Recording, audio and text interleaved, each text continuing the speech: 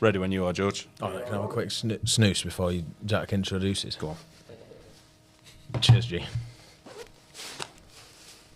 It'd be sweet if Nordic Spirit could sponsor us. I asked them 3 times. Jen Velo. never got back to me.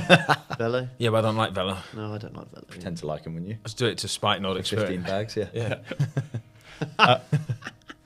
Hello and welcome to the Winners Never Quit podcast. Today I'm again joined by my crewmates, Nutty, Brucey and Adam, and this is part 2, episode 4. Here we go. So, boys, what behaviours in the team will annoy you the most? Take it away, Brucey. Oh, let me think. Jack's stroke rate is wildly inefficient. Or it might not be wildly inefficient because he seemed to manage all right when he was rowing by himself. It's wildly difficult to follow as well when Jack's in that stroke seat. Jack and Brucey both have very different recovery phases. Recovery is in resetting for the next stroke. What words spring to mind when you consider my stroke rate? Like long and strong, efficient, as long as it can be, considering my height. Just different tempos, and the problem with Jack's tempo Erratic. is that You two are both ugly. the oars stay back for longer, which means if you're 0.2 seconds faster, you'll clang oars, and that might sound like an absolutely trivial problem, but it becomes not trivial pretty quickly. The technical, I think I speak for me and Nutty when I think your stroke rate is lazy, bone idle and arrogant. There's a word for your stroke rate. No, honestly, it's fine, boys. It's called bollocking the slide. Yeah. Oh, yeah, I've heard that one. All I'm going to say, boys, is I've got the highest watt output when we've done the 20-minute threshold test. So I guess you two are wrong. Yeah, he has got us there. No, I'm joking. Look, when you're a solo rower, your stroke rate is completely on your own. So I've never rowed as a two. Brucey and Nutty, you've both done a bit of like crew rowing, haven't you? Correct if I'm wrong. Yeah. And kayaking. Yeah. Yeah, where you have to be in. You have to be in sync. Sync. Well, ideally we're in sync on this ocean row as well. Yeah. Well, for sure, yeah. So I'll hold We've my had hands plenty up. of practice Hey, there. boys, I'll hold my hands up. Maybe it's something I need to work on. However, you two can go fuck yourself. Anyway, Nutty, what's the thing that's going to annoy you? So was it within the crew, or is it just something on the boat itself? Both. Well, you do both. Do both. So what annoys me whilst We've got the rowing- studio for another 30 minutes, so please do both. So, I'm just taking notes. What annoys me the most is rowing on one side continuously, just one side, for hours and hours. Oh, mate, we're and going to get a lot of hours. that in the North Atlantic. Fucking absolutely threads me out. That is annoying. Beam on Yeah. conditions, mate. Mainly for the muscle asymmetry in my Because you, case. because you got your My right side's hard got lock, nigga. Your foot is hard lock to whatever angle you want to point the boat, and you may as well put your hand in your pocket like this and just row one-sided, and it's Take the other side out. fucking irritating. Yeah, Yeah, that is annoying. no, it is very annoying. Again, I was so lucky with mine. I never, and apart from locking the rudder off, so that instead of having the rudder straight, I would lock it, say, into the wind, for instance, and then just row. But I never had to continuously, apart from maybe the odd stroke. So to clarify for the people listening, right? Jack had an auto helm. I just want to ask you about that. Did you use that all the time? So it's like it keeps you on a course electronically, and so you just disconnect your foot steering from the auto helm. Yeah. So when the auto helm was working, and if you had in the Mid Atlantic, you generally have a following wind, especially once you're past the Canaries. You just have your auto tiller on. You turn it off at night, lock your rudder off. That's what I mean. It was very rare that I would have to lock my rudder off. However, all four of my auto tillers broke within about 8 days of rowing left. So the last 8 days I had to foot steer. Oh, at least you got most of the way over then. Yeah, exactly. Yeah. Again, very, very lucky. But it comes down to your prep, mate. You can't. I knew I wanted to build that redundancy into the system, so I took 4 auto tillers. Yeah. How was the Rannoch? I know they're a bit more. It's a different model of boats that we both used. Yeah. It's a bit harder to steer because it's got a flat hull. Ours just runs in a bit more of a straight line because it's got a V-shaped hull. It's the biggest one when you're trying to row into the wind. All it wants to do is turn around and catch and catch that wind. Sounds a bit like sailing, that. Yeah. Tell you what, that's something that's annoying. Cheap Anytime water. someone asks me, when are you sailing across the North Atlantic? I wish I was sailing. She was sailing there. Did you boys have? I used to see on the chart plotter, right? There'd be boats that go past at 6 knots. So there were sailing boats, and like it always used to thread me out so much more than tankers. I used to look at that and think, "Fucking hell, I wish I could be going 6 knots." Yeah. Oh, mate, we saw two that would stand out in my memory. Did you get some tinnies? Yeah. Yeah, a French race yacht came tearing it past, and it came over to check us out. I was like, have you got any beers or cigarettes or whatever? I was like, thinking they're French, they must have cigarettes. And it turns out they didn't. And then they gave us free San Miguel's, but the sea was too choppy for us to get alongside. So they put it in a plastic carrier bag and like sort of lassoed it and released it. And then Will caught it miraculously. It's like a professional baseball game. Somehow managed to catch it, and this fucking idiot only gave us 3 cans. And there's 4 of us. And it was warm. And it was San Miguel. But I still enjoyed it anyway. And then the other one was like this massive 2-masted sort of really fancy, I don't really know about yachts that much, but a proper Swiss sailing boat. And it was one of these sorts of like people pay for a crossing or something, and they're having a real party on there, like all chilling out in like hammocks strung on the mast and that. And I was like, "You cunts!" No, waving at us. And it's It's a like, really oh, hot day as well, so Yeah. they're pretty scantily clad. Yeah, That would be bad, especially if you still had like what 20 odd days to go. yeah. They meant well. They're trying to shout out their like Instagram names so they could tell us when we got to the other end. Like, not interested. I always think that I've seen like crews that come up against, not come alongside, but get within sight range, like super yachts. That's got to be tough to take, mate. You know, when you're in like a 7-meter boat, looking at this fucking absolute behemoth. Yeah. Um, Just having fucking caviar on it and shit like Yeah. that. Right, What really? what annoys me? So yeah, that annoyed me. That was like a strange thing, seeing the sailboats go past on the chart plotter, and then I think just people being late. You know, I think that would like throw me. If it's like consistently, I think the important thing is to have a lot of patience with yourself. If someone's like fumbling a bit, taking a while in the changeover, then if you react, the only choice you have is you're faced with is how do I react. If you want to make more tension, you're like, yeah, whatever happens, fucking hell, I might be late one time. You never know. But if someone, I don't think in this crew that anyone would really be consistently late because we all sort of selected each other thinking we'd all be good for it. You know, I don't think there's any sort of jackness like that. oh no, mate, you know, Yeah, if someone's always being late. It's you like pretty, you know, but not really on that. yeah, because I always think about it like this, because I can't work out the maths, but say you are, and this is how I said it to myself on my first crossing, right? So if you're 5 minutes late to every shift, Yeah. I used to do 5 shifts a day, so that's 25 minutes. You know, 25 minutes a day times Oh, the compound effect. of that yeah, must by be 100, huge, yeah. by 111. It must have been difficult because you're on your own as well. You're not answering. There's no one impatient to get Yeah. off yours. So you could Yeah. easily be that little bit lazy. Quite. Yeah, Oh, whatever. You know. As long Mate. as you make it up at the end of the shift, I guess it's all right. yeah. My first, I think it's one other thing. It's way easier not to be late when there's someone about to come off as well, Waiting, because yeah. all of a sudden you're not just like letting yourself down. You're making your mate row longer, which makes it easier to get yourself in Yeah. gear. 'Cause you really- eating into their time then, aren't Yeah, you? exactly. And obviously they want to get their head down. Yeah, yeah, because you really do look forward to that, don't you? Especially when it gets into like the vinegar strokes of your like 3-hour shift. Yeah. Like the last 20 minutes, that first 2 But they're hours late 'cause 40. Someone else is on Yeah, the vinegar 2 stroke. 2 hours Flies 40 by. flies by, and then that last 20 minutes. Yeah. Oh God. Yeah. That was I think the thing that obviously you wouldn't have encountered on your row, Jack, that I think only didn't come to a head in the Bahamas, but it was the only time where there was any tension at all was when there was decision making. So when we were pulling into Palm Beach and you two had a difference of opinion on where the inlet was, and there was also that night before where Jack and I were like, I was like, Jack, I really think we need a 270 bearing, and you were like, no, we're fine because of the Gulf Stream.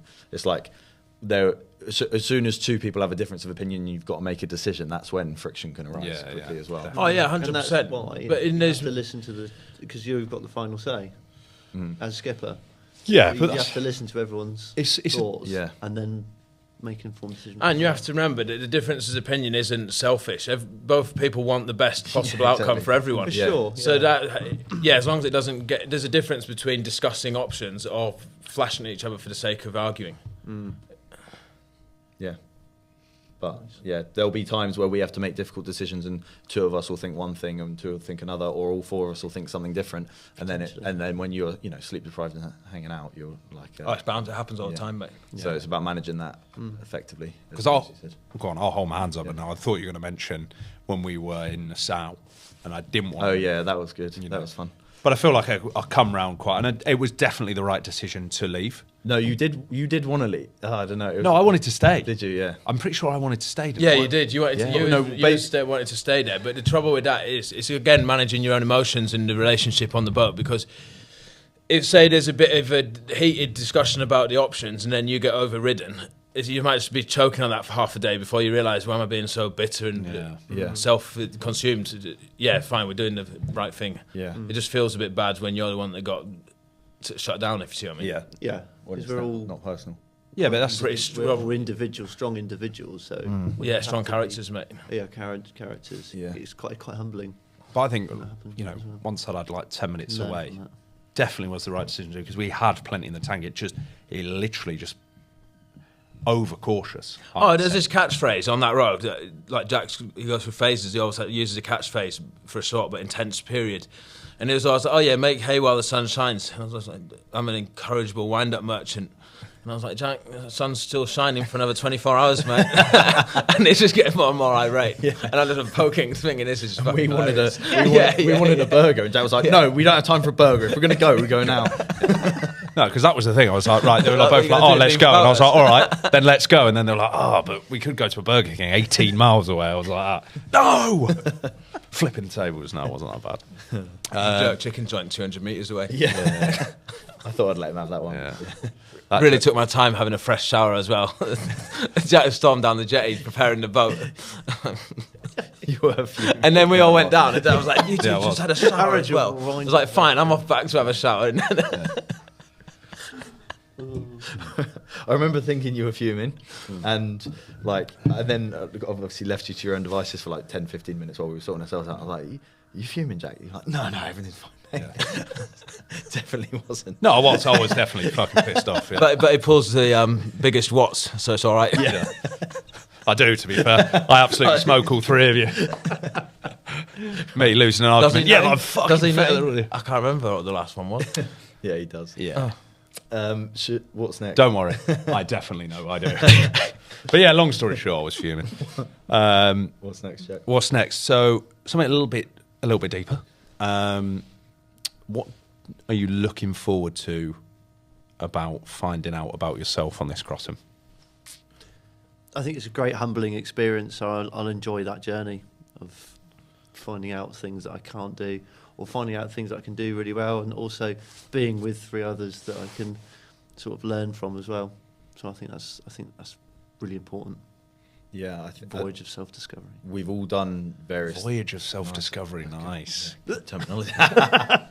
We've all done various things over our careers and over the last decade or two, where we've pushed our boundaries and got better and more effective in more uncomfortable environments. But I'm not going to speak for you three, but this will 100% be my new limit after this in terms of what I find out about myself in terms of difficulty and tough conditions. So just excited to expand that and, break through that floor or ceiling, whatever you want to call it, of being at your limit and then creating a new limit for yourself. I just completely agree with what you two have just said. Every now and again, I like to put myself in one of these situations and just to see how I react in that situation. And I guess the more you do it, sort of, you've got a bigger capacity to do it, to suffer, It's like, I just hope I react well and when the pressure's on in that moment. But so if there's one moment where I don't, you free will and vice versa, It's like pretty cool like that. Linking back to the other episode, one thing I'm looking forward to, and that just reminded me of when I go to sleep, knowing we'll carry on, keep going in the right direction. Because as a solo, that doesn't always happen. That's unreal. What I'm looking forward to, seeing how I work in a team, because I know I can, in an ocean road environment, but the Mid-Atlantic, again, a whole different load of challenges to the North Atlantic. So just looking forward to seeing how I work in a team, to and seeing if we can have that really nice fucking team experience going across, which I think we will. I reckon we will, mate. I don't But know. what I mean by that is when you're snapped and you're on your own, there's no one to annoy. Does that make sense? Yeah. Like anything that you do bad, like you may make a mistake or something, or like when I tipped over the jet ball on my own hand, like. Not that all you boys would probably just think, God, what an idiot, but you'd feel sorry for me, So just just seeing how like we operating as a team. I reckon I'm pretty optimistic about the team dynamics. I think you've got a very direct and confrontational leadership style, which isn't necessarily a bad thing, but you have to bear that in mind when we're interacting with each What do other. you mean? No, I don't get it. I think you're wrong. You're wrong. No, I think we've all got vastly Got the camera. different but synergistic personalities, which obviously showed itself in the Bahamas, but also like in all of our encounters. And I think, like you said, it's going to be interesting to see how they mold and are all helpful to each other in various scenarios. Absolutely. The big thing for me is is safety, really. Yeah, you can say, what's the word? You've been a bit pussers, you've been a bit straight. But for me, it's just like, why take the risk, Because honestly, the story that Chris has, I know Preach Stories told you, Chris Martin, the guy who's doing our weather routing, like just watching someone's life jacket float away into the distance, knowing you can't get the boat around, it would put a real downer on the crossing for one. You carry that with it. Yeah. So that's, and I know probably I can be a bit direct. I don't mean to be, but that's just the big thing for me. I think safety. Yeah. As much as I hate to say that, because I'm a classic person like that. Fucking health and safety, gosh, just gets in the way. No, you're absolutely right, mate. Because I was like, people do die on ocean roads, but almost exclusively it's down to error in drill, right? Yeah. So because it's because they become detached from the boat. I think someone recently had a heart attack in the boat. We couldn't be helped anyway, right? Probably would have had it anyway. Might not have done.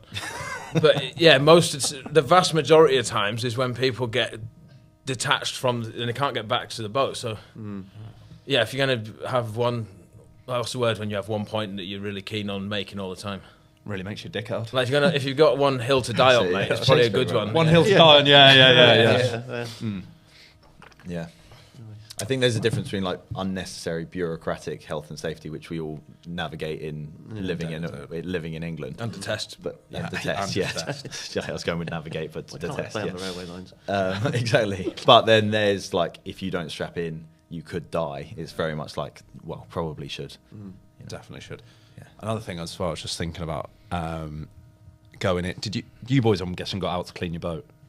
Oh yeah, a couple of times, mate. How often are we doing that? I was going to imagine it probably won't be that Like enjoyable. 3 times, I We think. did it. I think we did it once a week, didn't we? Yeah, thereabouts. If you got a real build-up, I think you get away with doing it less in the North Atlantic. One, because it's rougher, and secondly, because the water's slightly colder. So these gooseneck barnacles are the issue that we're talking about. And in the warm water, they grow really quickly. And you give the Significant boat a amount of good drying. scrub with one of them windshield de-icers. Yes. Takes Windshield. just half a knot difference with the same effort. Like Yeah. quite a significant. It really is. It's very noticeable. Yeah, I'll do it just to get a wash in, I reckon. Yeah. you'd be sick of salt water by the end of it, mate. I know. Nice for a swim though.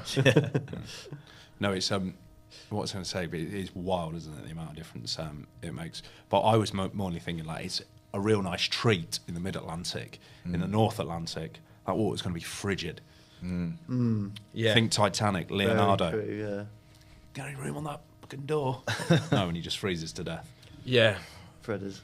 But hopefully, because of the cold water, it means those fucking shellfish don't grow that quick. Yeah. So maybe we'll get away with doing it a bit less. We'll see soon enough. Yes, we will. Yeah. Get some really good anti-foul. Yeah. Like that chemical shit, not the copper shit. Yeah.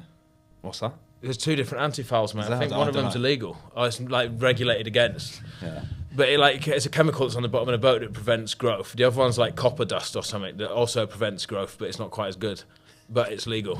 Pull up to Southampton. Get Oh, we're going to have to boat use the out. copper one Boat now. and pound it, mate. Because I've announced it. David Attenborough's there, mate, on the fucking dock. Yeah, ready to fill us in. yeah. Can you imagine that? Break the world record and then David Attenborough batters you, mate, for polluting. Guys, that is the end of episode 4 of the Winners Never Quit podcast. Thank you very much for listening. If you could like, follow and subscribe to this episode, we'd really appreciate it. And then join us on the last 2 episodes of this series where we wrap everything up, and we should be well on Are you our going way. to try and like film some sort of episode at sea, mate? 'Cause that'd probably be quite good. Yeah, I don't see why not. Yeah. That'd be Nice maybe calm like a day, nice mate. calm day. Yeah. Because we used to brush out on the changeover because 2 of us don't see the other 2 very much at all.